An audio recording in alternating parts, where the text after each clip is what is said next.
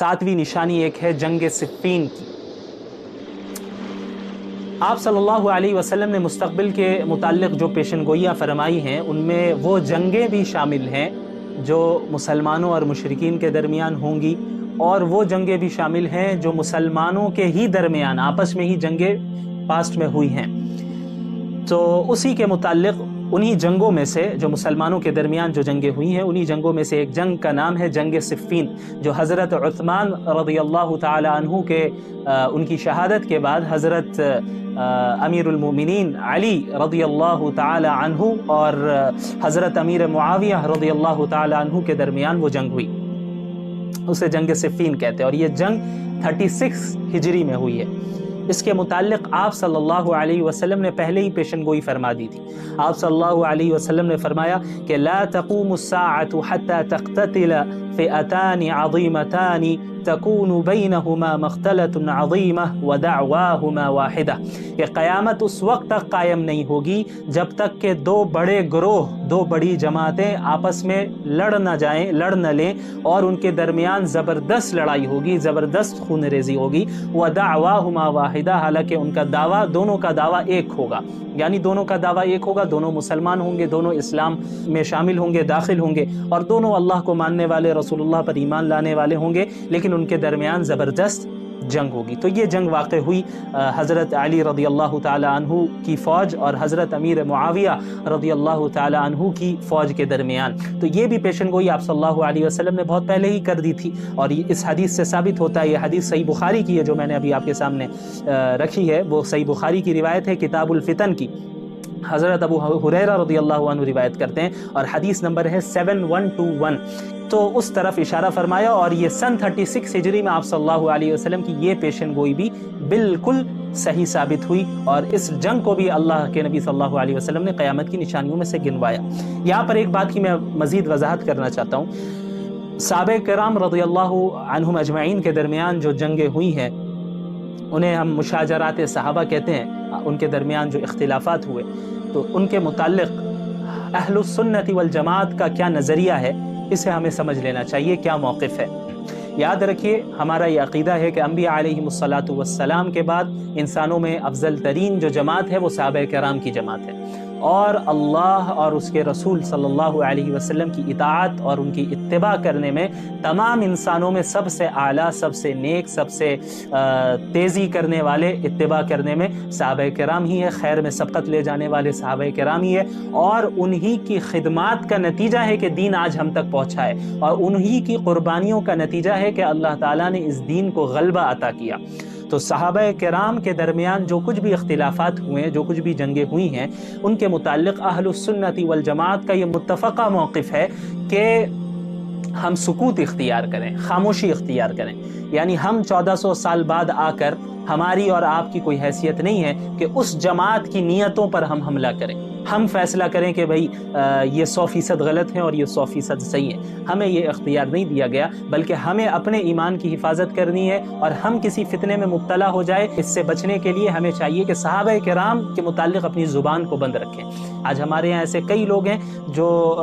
खड़े हो गए हैं और दावा करते हैं और सहाबा किराम के ख़िलाफ़ बोलते हैं, हज़रत अमीर मुआविया रज़ियल्लाहु अन्हु के ख़िलाफ़ बोलते हैं, और बाज़ ऐसे भी हैं जो हज़रत मुआविया रज़ियल्लाहु अन्हु के दिफ़ा करते करते हज़रत अली रज़ियल्लाहु ताला अन्हु के मुताल्लिक़ ऐसी बातें बोल देते हैं जो उनके शायान शान नहीं है। तो इसीलिए अहलुस सुन्नति वल जमात का सबसे बेहतरीन और मुअतदिल और सही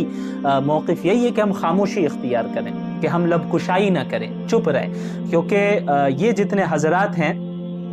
ये मुज्तहिद थे। हज़रत मुआविया रज़ियल्लाहु अन्हु उनका भी एक मकाम है, वो भी मुज्तहिद थे। हज़रत अली रज़ियल्लाहु ताला अन्हु उनके मकाम से कौन वाकिफ़ नहीं है, उनके फ़ज़ाइल से कौन वाकिफ़ नहीं है, वो भी मुज्तहिद हैं। और आप सल्लल्लाहु अलैहि वसल्लम ने फरमाया है, ये सही बुखारी की रिवायत है किताबुल इअ्तिसाम बिल किताबि व सुन्ना में,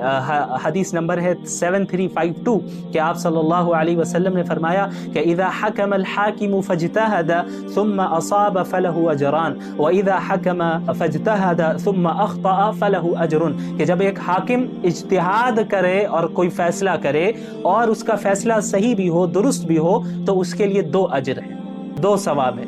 اور جب وہ اجتہاد کرے اور فیصلہ کرے، اجتہاد کر کے کوئی فیصلہ کرے لیکن اس کا فیصلہ غلط ہو جائے، تب بھی اس کو ایک اجر ملنا ہے، کیونکہ اس نے اجتہاد کیا۔ اس کی نیت یہ نہیں تھی کہ وہ کچھ غلط کرے، خراب کرے، بلکہ اس نے جو اجتہاد کیا وہ اپنے اجتہاد میں اپنے اعتبار سے صحیح تھا، لیکن اگر حقیقت میں اس سے کچھ غلطی ہو گئی تو وہ اجتہادی غلطی ہوگی، یہ نہیں کہ نیتوں پہ ہم حملہ کرنے لگ جائے۔ تو یہ صحابہ کرام میں جو دو گروہ بن گئے اور آپس میں جو جنگ ہوئی، لڑائی ہوئی، اگر ان دو جماعتوں میں سے، ان دو گروہ میں سے کسی ایک گروہ سے اگر کوئی خطا ہوئی ہے تو وہ اجتہادی خطا ہے، اس پر بھی انہیں ایک ثواب ملے گا۔ تو ہم اور آپ 1400 سال بعد اٹھ کر، میری اور آپ کی تو یہ حیثیت نہیں ہے کہ اس جماعت کے متعلق ہم ان پر اعتراض کریں، ان کی نیتوں پہ حملہ کریں۔ ایسے بھی لوگ ہیں جو علیاذ باللہ کھڑے ہو کر بعض صحابہ کرام کو منافق کہہ رہے ہیں۔ یہ بات کیسے صحیح ہو سکتی ہے جبکہ اللہ کے نبی صلی اللہ علیہ وسلم نے حضرت حسن رضی اللہ تعالیٰ عنہ کے متعلق فرمایا، صحیح بخاری کی روایت ہے، کتاب الصلح 2704 حدیث نمبر ہے کہ ان ابنی ھذا سید ولعل اللہ ان یصلح بین فئتین عظیمتین من المسلمین، کہ یہ میرا بیٹا حسن یہ سید ہے، سردار ہے، اور اللہ تعالیٰ سے امید ہے کہ میرے اس بیٹے کے ذریعے اللہ تعالیٰ مسلمانوں کے دو بڑے گروہ کے درمیان صلح کروائے گا۔ اور پھر ایسا ہی ہوا۔ جب آپ تاریخ کا مطالعہ کریں گے تو آپ کو معلوم ہوگا کہ حضرت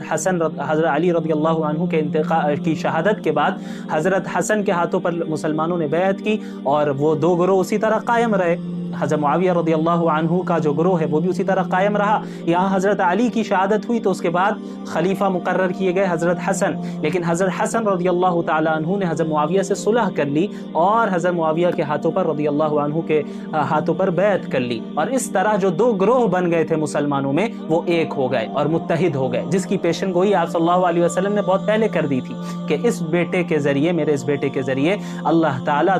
مسلمانوں کے، من المسلمین، اس پہ غور کیجئے، مسلمانوں کے دو بڑے گروہوں کے درمیان صلح کروا دے گا۔ تو اللہ کے نبی صلی اللہ علیہ وسلم دونوں گروہ کو مسلمان کہہ رہے ہیں، دونوں کو مسلمانوں میں شامل کر رہے ہیں۔ تو جن کے متعلق اللہ کے نبی صلی اللہ علیہ وسلم نے گواہی دے دی کہ وہ مسلمان ہیں، تو ہم 1400 سال بعد اٹھ کر ہم یہ کہیں علیاذ باللہ کہ نہیں ایک گروہ منافق تھا،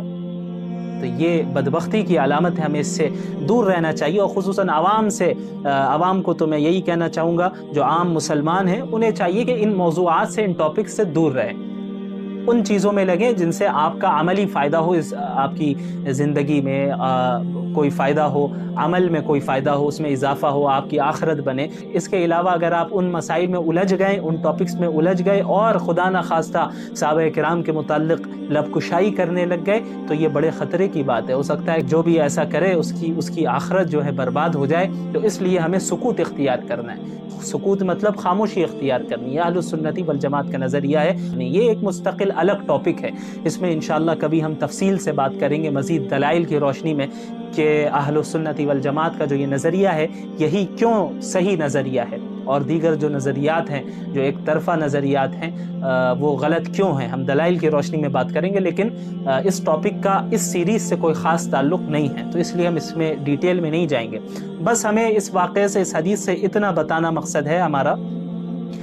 کہ اس جنگ کے متعلق بھی آپ صلی اللہ علیہ وسلم نے جس طرح پیشن گوئی فرمائی تھی، ٹھیک اسی طرح یہ جنگ واقع ہوئی، اور اس جنگ کو بھی قیامت کی نشانیوں میں اللہ کے نبی صلی اللہ علیہ وسلم نے گنوایا۔